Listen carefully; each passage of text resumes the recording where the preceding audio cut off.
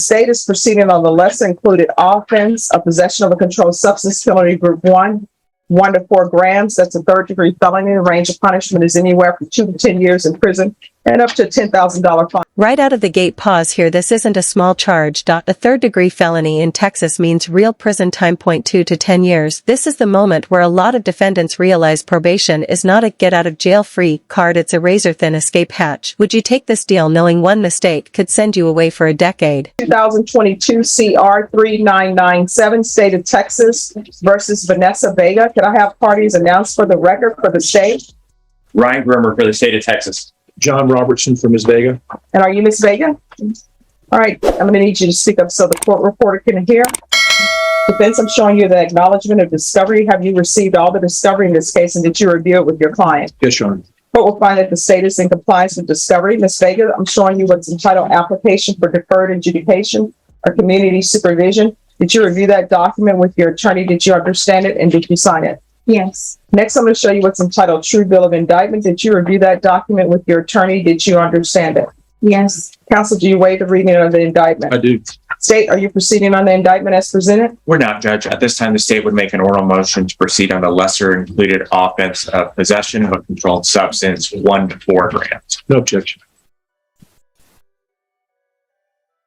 All right, Ms. Vega, I'm going to show you what's entitled court admonishments and defendant's waivers and affidavit of admonitions. Did you review that document with your attorney? Did you understand it? Did you sign it in all the appropriate places? Yes. Did you understand the state is proceeding on the lesser included offense of possession of a controlled substance penalty group 1 to 4 grams? That's a third-degree felony. The range of punishment is anywhere from 2 to 10 years in prison and up to a $10,000 fine. Did you understand? Yes. If you have a plea bargain agreement with the state, the court does not have to follow your plea bargain agreement. If for any reason the court does not follow your plea bargain agreement and gives you more than you bargained for, the fact that you entered a plea will not be used against you, and you will be allowed to withdraw your plea. Did you understand? Yes. Did you understand you have a right to jury trial, a right for you or your attorney to cross-examine and confront any witnesses the state would call in the right to remain silent? Yes. Did you understand by entering this plea bargain agreement, you were giving up those rights? Yes. And did you intend to give up those rights and enter into a plea bargain agreement in this case? Yes. Did you understand if the court were to grant your application for deferred adjudication, if for any reason your deferred adjudication were revoked, the court could find you guilty, not grant you community supervision, and sentence you to 10 years in prison and up to a $10,000 fine? Yes. Counsel, has your client been able to provide you with any defenses to this offense? She has. Do you believe she has a rational as well as a factual understanding of the charges against her? She does. Do you believe she's currently competent and was legally sane at the time of the I offense? believe she is. Ms. Vega, has anyone threatened you, coerced you, or placed you in fear to get you into this plea? No. Has anyone promised you anything other than the plea bargain agreement? No. Are you satisfied with the way you've been represented? Yes. Are you a U.S. citizen? Yes. Court will find that defendant has knowingly and voluntarily waived her right to jury trial. Showing you the plea bargain page. Did you review that page with your attorney? Did you understand it? Yes. According to the plea bargain agreement, the state's plea proceeded on the lesser included offense, possession of controlled substance penalty group 1 to 4 grams. Punishment to be assessed at 4 years in the prison. There's an X by the fine, but nothing written on the fine. Also, Judge, I think they The 4 should be at the bottom. correct. All right, thank you. Do you want some white out? Actually, Judge, that would be awesome. Thanks. Yes. All right, so I'm going to show you the plea bargain page again. Did you review that with your attorney? Did you understand it? Yes. According to the plea bargain agreement, the state is proceeding on the lesser included offense, possession of controlled substance penalty group 1 to 4 grams. There's a $500 fine to be probated, and the state recommends deferred adjudication. Did you understand that to be the plea bargain agreement? Yes. Defense is at the plea bargain It agreement. is. State is at the plea bargain agreement. It is, Judge. Next, I'm showing you the paragraph entitled waiver of appeal paragraph. Did you review that paragraph with your attorney? Did you understand it? Did you sign it in both places? Yes. Did you understand by signing that you're waiving your right to appeal? The only items that can be appealed are written pretrial motions that have been filed, heard, and ruled upon by the court. Did you understand? Yes. Counsel, have there been any such motion? No, Your Honor. Next, I'm showing you outside the plea bargain agreement. The state is recommending that your deferred adjudication be for a term of 4 years. There'll be a TAP evaluation, 120 hours community service restitution, and restitution to SAPD for drug testing. Did you understand those are recommendations from the state, and the court does not have to follow those recommendations? Yes. Then to the offense of possession of a controlled substance penalty group 1 1 to 4 grams. How do you plead? Guilty, not guilty, or no contest? No contest. State any evidence. Yes, Judge. State would offer State's Exhibit number 1 and all attachments. No objection.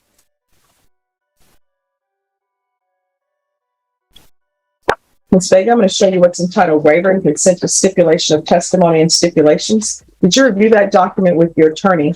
Did you understand it, and did you sign it in all the appropriate places?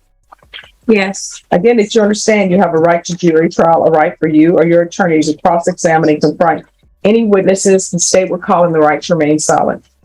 Yes. Did you understand that today the state will be presenting evidence in the form of witnesses' statements and police reports and laboratory reports, but most importantly, there will be no live testimony? Did you understand? Yes. Court will find the defendant has knowingly and voluntarily waived and consented to stipulation of testimony and stipulations. Court will accept into evidence State's Exhibits 1 and attachments and review the same. All right, after reviewing State's Exhibits 1 and attachments, the court will find there is sufficient evidence to find you guilty. However, the court will defer finding you guilty as you've applied for deferred adjudication. Are we proceeding with sentencing? Yes, Your Honor. Anything you wish to say on behalf of your client? Your Honor, I'd ask the court to follow the plea agreement. Vanessa is getting her life in order, and I think she'll do well on deferred, so we'd ask you to give her that opportunity. All right. And off the record, I believe you informed the court that there was some pending CPS matter. That's kind of resolved right now, Judge. I talked to the CPS officer on Friday, and this weekend Vanessa signed temporary custody of her kids, and she's going to be working with them they were going to defer to probation as far as programs and everything like that. This part is critical. Deferred adjudication sounds forgiving, but legally it's loaded. The judge is basically saying, I'm not convicting you today, but I absolutely can later. Point 1 violation, 1 failed test, 1 bad choice, and the full sentence snaps back into play. Comment below, do you think deferred adjudication helps people change or just delays the inevitable? That's going to get worked out eventually. All right. And is that here in San Antonio? Yes. Okay. Have you been given a copy of the service plan I think for CPS? Did they give you a service plan? And who is your attorney? In CPS? CPS attorney yet. Okay, that's odd, but you wouldn't have a CPS. I don't know. There was this a motion to participate? no. I think it was all kind of informal. Is that accurate? All right, did you actually go inside a courtroom? Okay, you're going to need to say yes or no. No, I didn't go into a courtroom. All right. How many children do you have?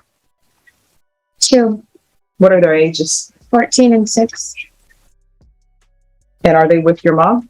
They're with a family friend. Why are they not with family? I don't have any family. Okay. Are you product of CPS? No, Okay, where is your family? they died. So you don't have a single living relative? I don't talk to them. I don't talk to them in my family. All right, if you're drug tested today, what are the results going to be? And before you answer, you are getting drug tested today.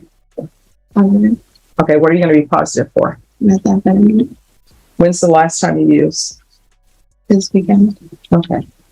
Sometimes when our families are estranged for us, sometimes it's their fault, but sometimes it's our fault. And sometimes you have families who are doing tough love. They're like, can't help you anymore. We've done all we can do. You understand? Yes. All right. So who are you living with? I live alone. I have a home. Like I rent a home. Okay.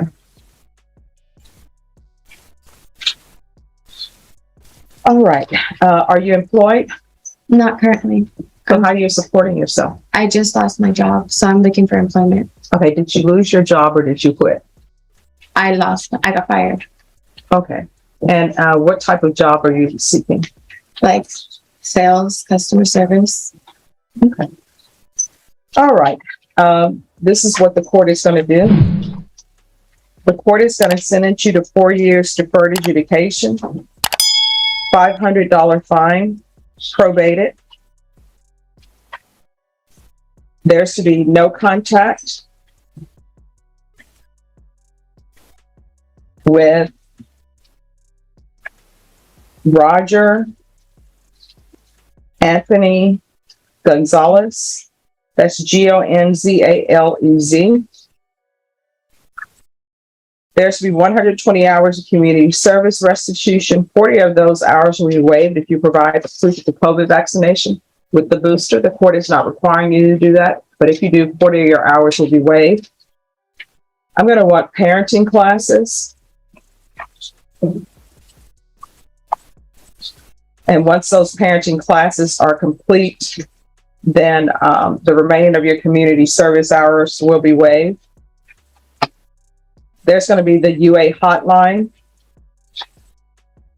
a referral to felony drug court. And you need to be honest with felony drug court, and they will accept you. Counsel, I'm going to depend on you to call them and tell them she urgently needs felony drug court. And then felony drug court can coordinate with CPS to hopefully work with her on trying to get custody of her children back. You need felony drug court. You understand? Yes, ma'am. I'm going to want weekly reporting by Zoom or in person until accepted in felony drug court. Notice that no contest, that's not the same as not guilty. She's not fighting the charge, she's accepting the punishment without admitting guilt. It protects her in civil court, but in criminal court the consequences hit just as hard. Smart legal move or risky gamble? I'm going to want a TAP evaluation just in case felony drug court, maybe they're full, but otherwise they should accept you. There should be no unsupervised contact with minors. There should be CPS compliance. So I'm going to tell you right now, I've done CPS cases before, and if you and your friend are planning on doing this thing where on paper she has children, but in reality you have the children, CPS is ultimately going to find out, and when they find out, you're going to have a legal case. And what that means is your children are going to be under the umbrella of CPS, and then your friend is not going to be allowed probably as someone to be considered for placement. And since you're saying you have no family, that would mean that your children would be in foster care. Do you understand? I mean, I went on. That's either yes or no. I do understand, yes, ma'am. All right. There's going to be proof of employment within 30 days. There's to be no employment as a home health care provider or with minors. There's restitution to SAPD for drug testing. Probation, is there anything else that she needs? Is there an amount for the restitution, Your Honor? No. No, Your Honor. All right, is there anything else you need from the court in order to be successful? No, ma'am. All right, and I'm going to ask that the warrant be recalled. I'm going to show you what's entitled Trial Court Certification of and Defendant's Rights to Appeal. Did you review that document with your attorney? Did you understand it and did you sign it? Yes. All right, because this is a plea bargaining agreement, because I followed your plea bargaining agreement, and because you waive your right to appeal, you do not have the court's permission to appeal. Do you understand? Yes. All right, we can go off the record. I'm going to tell you a few home truths. And this is me from my time working on the CPS side. I can't force you not to get into a relationship, but what I can tell you is you don't need to be in a relationship until you are clean and sober. And what I can tell you is you have 2 children, and what ends up happening, and it never would fail, I would always tell my clients, don't get involved in any relationship while you're working on your CPS case. And you know what would end up happening? Somebody comes to court pregnant, and they're with someone who is not a good person to be around children. And right now you have suitcases, and you have a lot of suitcases. Your suitcases are drug addiction. Your suitcases, even though I love children, your suitcases are your 2 children, right? You have a lot going on in your life, a lot of baggage. There may be some great guy out there who will appreciate that baggage and want to take great care of it, but usually there's not. So this person you were hanging out with, he's a drug user. You shouldn't be with him. And so, although I can't order it, it's probably best for you not to get involved in a relationship until you take care of yourself and work on getting your children back. You understand? All right, good luck to you. And here's the pivot: this stops being just a drug case. The moment CPS enters the conversation, the stakes double. This isn't only about freedom anymore, it's about custody, parenting, and whether the court believes she can protect her children. This is where courtroom decisions stop being abstract and start hitting real lives. This is Judge Boyd playing chess, not checkers.